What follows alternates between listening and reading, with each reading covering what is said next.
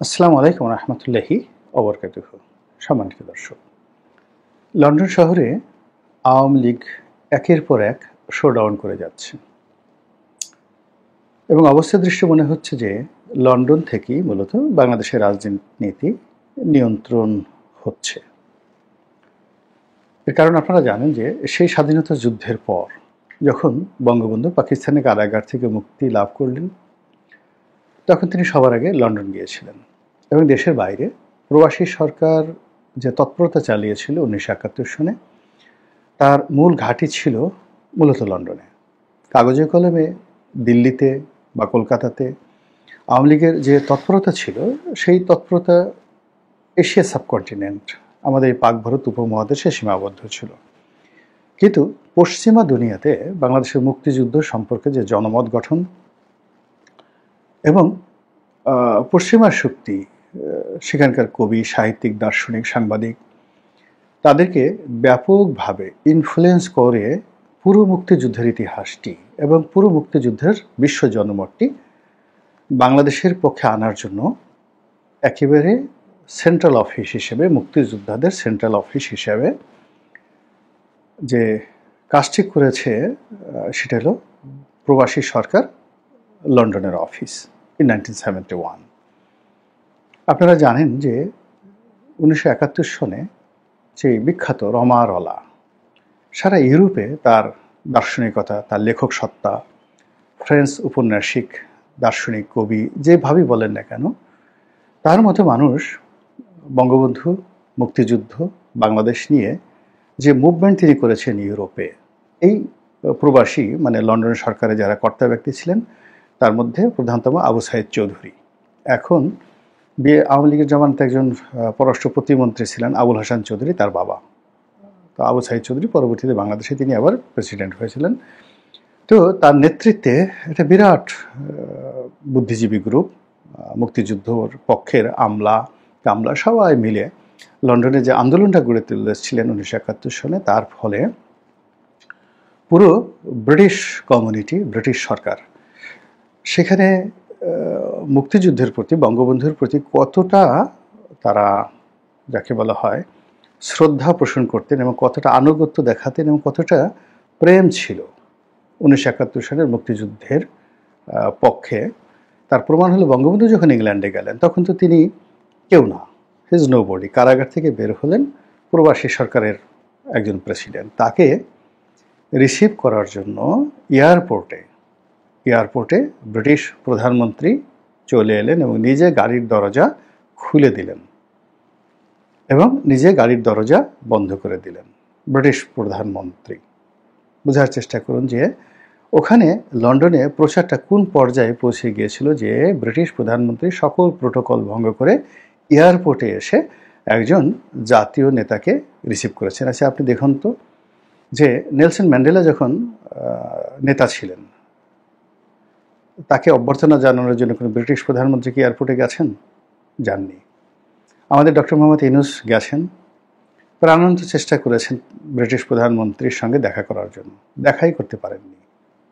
আচ্ছা, বঙ্গবন্ধুর কন্যা তিনিও তো গেছেন, তাকে রিসিভ করার জন্য তো কখনো তো আসেনি। এরশাদ সাহেব গেছেন, মানে বাংলাদেশের যেই যান না কেন, নরেন্দ্র মোদী গেছেন, কোনো ব্রিটিশ প্রধানমন্ত্রী এয়ারপোর্টে আসছেন তাকে রিসিভ করার জন্য? আসেনি। কিন্তু বঙ্গবন্ধুর জন্য কেন এসেছেন? এর কারণ হলো ওই লন্ডন থেকে এরকম একটা ভাইব তোলা হয়েছিল বঙ্গবন্ধুর সম্পর্কে, যে এই পৃথিবীতে মুক্তি সংগ্রামে তার মতো অবিসংবাদিত নেতা আর নেই। তো ওই কারণে পুরো ব্রিটিশ পার্লামেন্ট, ব্রিটিশ সরকার, British judiciary, British civil society Bangabandhu সম্পর্কে, মুক্তিযুদ্ধ সম্পর্কে যে স্ট্যাচু তৈরি করেছিল, সেই স্ট্যাচুকে সম্মান জানানোর জন্য ব্রিটিশ প্রধানমন্ত্রীকে আপনার এয়ারপোর্টে যেতে হয়েছে। এটা হলো ওই ব্রিটিশ গণতন্ত্র। তো এখন এই ব্রিটেনে থেকেই কিন্তু জামাত, আজকের যে জামাত, তার যে গ্রুমিং, এটা এই ব্রিটেন থেকে হয়েছে। এবং আপনারা জানেন যে ব্রিটেনের যেখানে যান শুধু জামাত, জামাত আর জামাত। এরপর তারেক রহমান সাহেব সেখানে আছেন। এর আগে সেখানে ভারতের যাকে বলা হয়, না, ভারতে তো সবাই সেখানে পড়াশোনা করেছেন।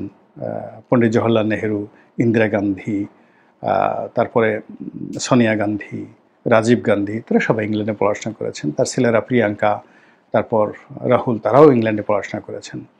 তো ওই জায়গায় ইমরান খানের একই অবস্থা, বেনজির ভুট্টোর একই অবস্থা। আবার তাদের বিপদের সময় বেনজির ভুট্টো, তার স্বামী আসিফ আলী জারদারি, তারা ইংল্যান্ডে ছিলেন।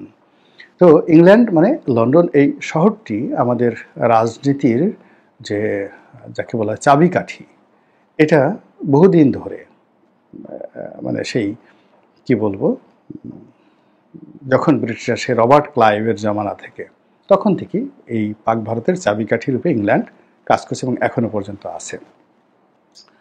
তো আওয়ামী লীগ ওখানে বিএনপির দ্বারা বহুবার অপদস্থ হয়েছে যখন শেখ হাসিনা ক্ষমতায় ছিলেন।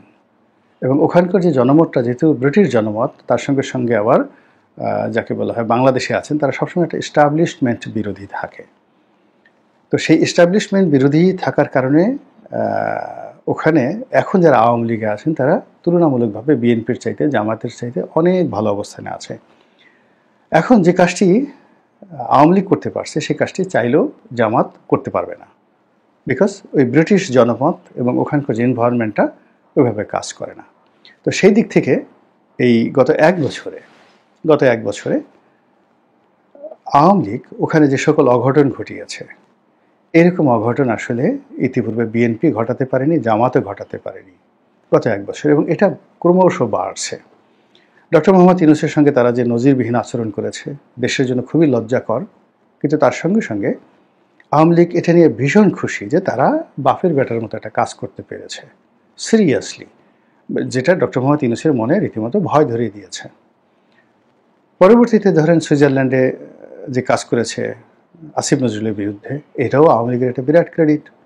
আমেরিকাতে যে কয়বার ইউনূস সাহেব গেছেন, তার উপদেষ্টারা গেছেন, মোটামুটি সবাই অপদস্থ হয়ে আসছেন। কিন্তু যা কিছু হয়েছে আমেরিকাতে বা অন্য দেশে তার চেয়ে শত শত গুণ বেশি ওয়েল অর্গানাইজড ওয়েতে ইংল্যান্ডে বসে আওয়ামী লীগ যা শুরু করেছে, এটা বর্তমান যারা সরকার আছেন তাদের জন্য এবং আগামীতে যে সরকার আসবে তাদের জন্য একটা, আমি মনে করি, রেড সিগন্যাল।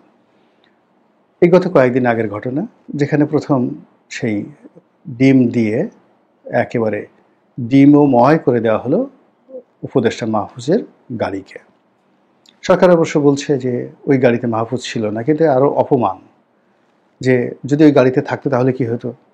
কিন্তু যে গাড়িতে থাকতো তাহলে তারা দুটো অন্যায় করেছে, যে এটা সরাসরি তারা মোকাবেলা না করে তারা কৌশল অবলম্বন করেছে, সামনে একটা মাহফুজের এই গাড়িতে মাহফুজ যাচ্ছে এরকম একটা ভাইব তুলে, অথবা মাহফুজের একটা মূর্তি সেখানে বসিয়ে বা মাহফুজের মতো দেখতে এরকম একজন লোককে মেকআপ টেকআপ করে ভিতরে বসিয়ে দিয়ে গাড়ি চালিয়ে দিয়েছে।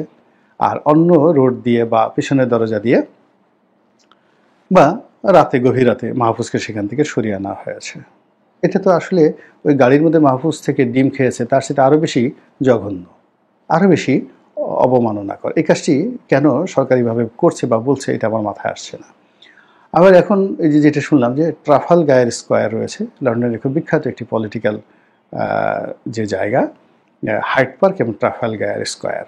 তো এখানে আওয়ামী লীগ নজিরবিহীন একটা সমাবেশ করেছে। কেউ বলে 10,000, কেউ বলে আরও বেশি, কেউ বলে আরও কম, কিন্তু বিশাল একটা সমাবেশ হয়েছে এই বর্তমান সরকারের বিরুদ্ধে। এবং সেখানে যে বিষয়গুলো তুলে ধরা হয়েছে যে বাংলাদেশে গণতন্ত্র নেই, স্বৈরতন্ত্র প্রতিষ্ঠিত হচ্ছে, বাংলাদেশে মানবাধিকার নষ্ট হচ্ছে, ব্যবসা বাণিজ্যের পরিবেশ নেই, এখানে জঙ্গিবাদ মাথা চাড়া দিয়ে উঠছে ইত্যাদি নানা রকম অভিযোগ। এবং আগে যেটা আমি বলেছি যে এই লন্ডনের মাটিটি এত উর্বর এবং এখানে বসে যে কোনো একটা কাজ করার সঙ্গে সঙ্গে আমরা বাংলাদেশের নিয়ন্ত্রিত মিডিয়াতে সেটা যেভাবেই রাখি না কেন, বিশ্ব মিডিয়াতে মুহূর্তের মধ্যে সেটা ভাইরাল হয়ে যায়।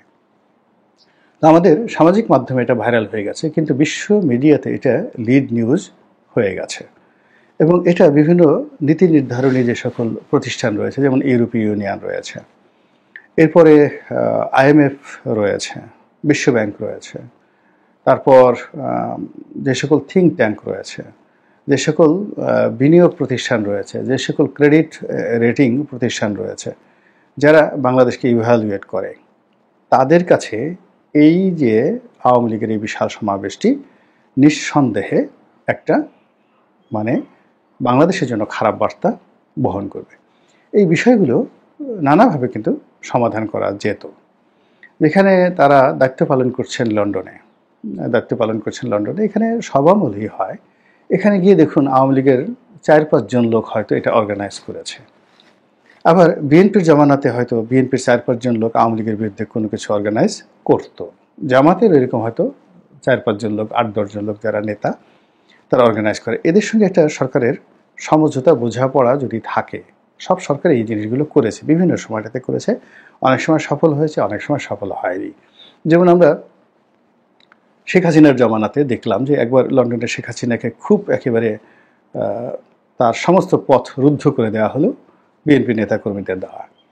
তো তখন সেই সময়টাতে শেখ হাসিনা বিএনপির এক শীর্ষ নেতাকে টেলিফোন করে হুমকি দিয়েছিলেন লন্ডনের, যে এই কাজ যদি করা হয় তাহলে তার মা, তারেক রহমান সাহেবের মা বেগম খালেদা জিয়া, তার উপর তিনি এই কাজ করবেন।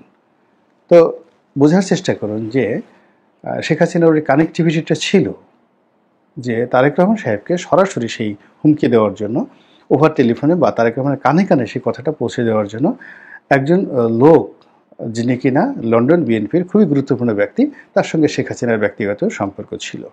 তো সেই দিক থেকে যদি আপনি বিবেচনা করেন, সেটা এরশাদের আমলে, বেগম জিয়ার আমলে, সব সরকারের আমলে, এজেন্সির মাধ্যমে হোক, দেশি এজেন্সি বা বিদেশি এজেন্সির মাধ্যমে হোক, পলিটিক্যাল কানেক্টিভিটির কারণে হোক, ব্যক্তিগত সম্পর্কের কারণে হোক, এই সম্পর্কগুলো থাকে।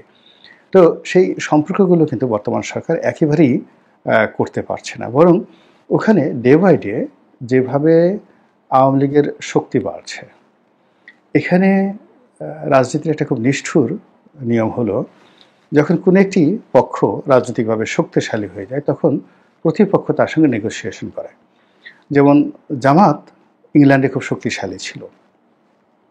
অবাক করার বিষয় হলো যে বাংলাদেশে জামাতের অবস্থা যাই থাকুক না কেন, ইংল্যান্ডের যত বিখ্যাত বিখ্যাত আওয়ামী লীগের নেতা, তাদের প্রয়োজনে তারা অনেকেই জামাতের সঙ্গে সম্পর্ক রাখত এবং তাদের নিকট ধর্ণা ধরত। এমনকি বিএনপির যে লোকজনও সেই কাজটি করত। আবার এখন যদি আওয়ামী লীগ ওখানে সাংগঠনিকভাবে, অর্থনৈতিকভাবে শক্তিশালী হয়ে যায়, তখন দেখবেন যে এই জামাতের যারা লোকজন আছে তারা আওয়ামী লীগের সঙ্গে বন্ধুত্ব শুরু করবে ইংল্যান্ডে। এবং আওয়ামী লীগ এবং জামাত তারা যদি ইংল্যান্ডে একত্র হয়ে যায়, তারেক রহমান সাহেবের জন্য আপনি বোঝার চেষ্টা করেন যে কতটা ঝুঁকিপূর্ণ হয়ে যাবে লন্ডনে বসবাস করা, থাকা। এবং ওখানে যারা লন্ডনে যারা নেতৃবৃন্দ রয়েছেন, তারা তো আলটিমেটলি এই যে বাংলাদেশে যে বিএনপির যে কর্মকাণ্ড, সেই কর্মকাণ্ডের কারণে তারা ওখানে আর আগের মতো বড় গলায় কথা বলতে পারছেন না। তো সেই জায়গাটি লন্ডনে যে আওয়ামী লীগ দখল করে নিয়ে যেভাবে তারা কর্মকাণ্ড চালাচ্ছে, তারা ইন্টারন্যাশনাল কোর্ট অফ জাস্টিসে একের পর এক অভিযোগ দিয়ে যাচ্ছে, জাতিসংঘে অভিযোগ দিয়ে যাচ্ছে, লন্ডনের বড় বড় ল ফার্মগুলোকে বর্তমান সরকারের বিরুদ্ধে তারা নিয়োগ করে যাচ্ছে। মানে স্টপ করা যাচ্ছে না, কোনো অবস্থাতেই স্টপ করা যাচ্ছে না। তো সেই দিক থেকে আমরা বাংলাদেশে বসে আওয়ামী লীগকে গালাগাল করছি, মনের দুঃখে গালাগাল করছি, রাগের চড়ে গালাগাল করছি, ক্রোধে গালাগাল করছি, ঈর্ষায় গালাগাল করছি, তাদের উপর প্রতিশোধ নেওয়ার চেষ্টা করছি, তাদের সব কিছু হরণ করার চেষ্টা করছি। কিন্তু দিন শেষে যে অবস্থা হয়, আমরা কি আমাদের এখানকার জনমত কখনোই ক্ষমতার পট পরিবর্তন করতে পেরেছি? আমরা কি ভোট দিয়ে কাউকে, সত্যিকার অর্থে ভোট দিয়ে কাউকে ক্ষমতায় আনতে পেরেছি? যদি পেরে থাকি তাহলে কটা ইলেকশনে আমরা জনগণ ক্ষমতায় এনেছি সরকারকে, অথবা বিদেশি শক্তির মদতপুষ্ট হয়ে বা নিজেরা কারসাজি করে দেশ বিদেশ ম্যানেজ করে যারা ক্ষমতা এসে তাদের সংখ্যা বেশি? এই জিনিসগুলো ভাবতে হবে। এবং সেই ভাবনা থেকেই যে অস্ত্র দিয়ে আওয়ামী লীগকে পরাজিত করা হয়েছে, সেই অস্ত্র যে আওয়ামী লীগ খুঁজবে না আর সেই অস্ত্র যে আওয়ামী লীগ ব্যবহার করবে না, এটা মনে করা একেবারে নির্বুদ্ধিতা। আর যে কাজগুলো আওয়ামী লীগ ব্যর্থ হয়েছে সেটা হলো জামাতকে ব্যান করা, জামাতকে শেষ করে দেওয়া, বিএনপিকে ব্যান করা, বিএনপিকে শেষ করা। এই কাজগুলোতে মূলত আওয়ামী লীগ ব্যর্থ হয়েছে। আর আওয়ামী লীগ সফল হয়েছে তার নিজের লোকদেরকে শেষ করতে, যেমন জাসুদ্দিনু, ওয়ার্কার্স পার্টি, জাতীয় পার্টি, এই তারপর শেষে তরিকত ফেডারেশন, তাদের সঙ্গে যারা যারা ছিল তাদের সবাইকে নির্বিষ করে দেওয়ার জন্য আওয়ামী লীগ শতভাগ সফল। তো সেই দিক থেকে বাংলাদেশে যদি এখন ডক্টর মোহাম্মদ ইউনূস তার সঙ্গী সাথীদের উপর কর্তৃত্ব দেখান এবং ইতিমধ্যে তার সঙ্গী সাথীরা অনেকেই তাকে ছেড়ে চলে গেছেন। আবার বিএনপি যদি তার সঙ্গী সাথীদের সঙ্গে সেই শক্তি প্রয়োগ করেন, তাহলে বিএনপিকে ছেড়ে অনেকে চলে গেছে, আরও চলে যাবে। জামাতের একই অবস্থা। তো এটা আলটিমেটলি আমাদের এখানে যারা আওয়ামী লীগের প্রতিপক্ষ রয়েছে তাদেরকে দুর্বল করবে। আবার অন্যদিকে আওয়ামী লীগের উপর যে জুলুম অত্যাচার বাংলাদেশের ভিতরে করার চেষ্টা করা হচ্ছে, এতে করে আওয়ামী লীগের যে ঘোড়ার ডিম কিছুই হবে না, এটা তো বিএনপিকে দেখলেই বোঝা যায়, জামাতকে দেখলেই বোঝা যায়। শুধু সময়, অপেক্ষার সময়। It may be 10 years, it may be 20 years, কিন্তু এটা হবে না। কোনো একটা জিনিস হতে হলে সেটার বিরুদ্ধে ন্যারেটিভ দাঁড়া করাতে হবে, শক্তিশালী ন্যারেটিভ। যেভাবে ন্যারেটিভ দাঁড়া করানো হয়েছে মুসলিম লীগের বিরুদ্ধে। মুসলিম লীগ নেই, তো আওয়ামী লীগকে যদি নাই করে দিতে হয় তাহলে ওইরকম একটা রাজনৈতিক ন্যারেটিভ দাঁড়া করাতে হবে। মহান আল্লাহ আমাদের সবাইকে হেদায়েত দান করুন এবং হেফাজত করুন। আসসালামু আলাইকুম ওয়া রাহমাতুল্লাহি ওয়া বারাকাতুহু।